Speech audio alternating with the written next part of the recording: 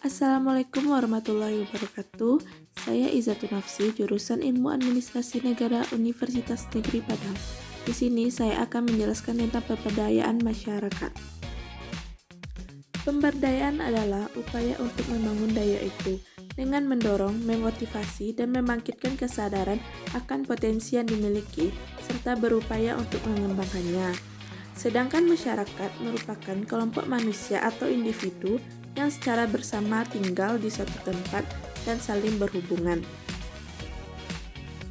Pemberdayaan masyarakat adalah proses pembangunan di mana masyarakat berinisiatif untuk memulai kegiatan sosial untuk memperbaiki situasi dan kondisi diri sendiri. Pemberdayaan masyarakat memiliki tujuan yang pertama yaitu perbaikan kelembagaan, perbaikan usaha, perbaikan pendapat, perbaikan lingkungan, perbaikan kehidupan, dan juga perbaikan masyarakat.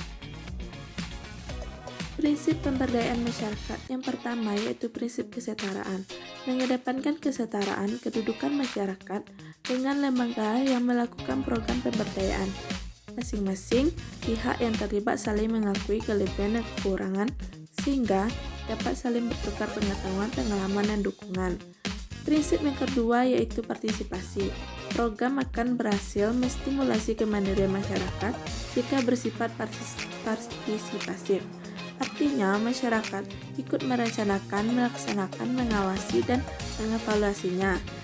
Tentu saja dalam prosesnya, mendampingi harus berkomitmen untuk membina dan mengarahkan masyarakat secara jelas. Yang ketiga yaitu prinsip keswadayaan dan kemandirian. Prinsip keswadayaan artinya menghargai dan mengedepankan kemampuan masyarakat daripada bantuan pihak lain. Konsep ini tidak memandang orang miskin sebagai objek yang tidak berkemampuan, melainkan sebaliknya. Yang keempat itu prinsip berkelanjutan. Program pemberdayaan perlu dirancang berkelanjutan.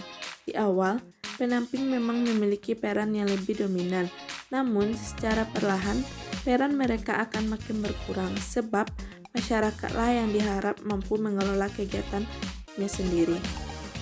Selanjutnya yaitu proses pemberdayaan masyarakat. Yang pertama yaitu tahap persiapan.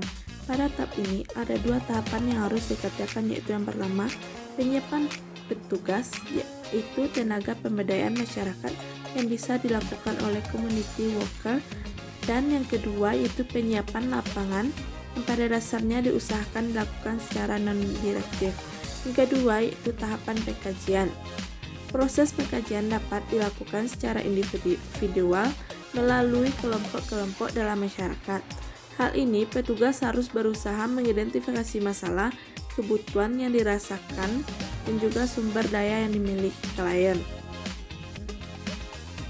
Tahapan yang ketiga yaitu perencanaan alternatif program dan atau kegiatan. Pada tahapan ini, petugas sebagai agen perubahan secara partisipatif mencoba melibatkan warga untuk berpikir terhadap masalah mereka yang dihadapi dan bagaimana cara mengatasinya. Tahapan yang keempat yaitu tahapan formalisasi rencana aksi. Pada tahapan ini, agen perubahan membantu masing-masing kelompok untuk merumuskan dan menentukan program dan kegiatan apa yang mereka lakukan untuk mengatasi permasalahan yang ada. Tahapan yang kelima yaitu tahapan pelaksanaan implementasi program atau kegiatan. Pada pelaksanaan program pemberdayaan masyarakat, peran masyarakat sebagai partai diharapkan dapat menjaga keberlangsungan program yang sedang dikembangkan. Tahapan yang keenam yaitu tahapan evaluasi. Evaluasi sebagai proses pengawasan dari warga dan petugas program pemberdayaan masyarakat yang sedang berjalan, sebaliknya dilakukan dengan melibatkan warganya. Tahapan yang ketujuh yaitu tahapan terminasi.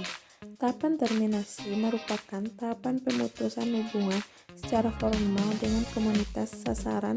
Tanpa ini diharapkan proyek harus segera berhenti. Berikut adalah contoh pemberdayaan masyarakat di bidang pendidikan. Di Indonesia dalam arti pendidikan misalnya saja terjadi pada Kampung Inggris di Kabupaten Kediri, Jawa Timur.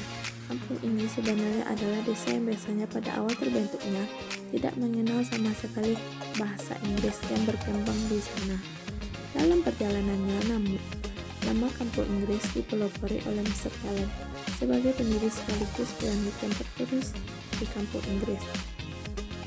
Mr. Cullen yang pendiri Basic English School merupakan pemberdayaan masyarakat di desa dengan cara mengedukasi warganya untuk memberikan pendidikan non formal gratis, hingga akhirnya kondisi keberadaan kampung Inggris ini menjadi tempat penunjang masyarakat yang ada di seluruh Indonesia untuk belajar berkarya, baik masyarakat yang ingin belajar di pekerjaan, masyarakat yang ingin melanjutkan pendidikan lain dan sebagainya.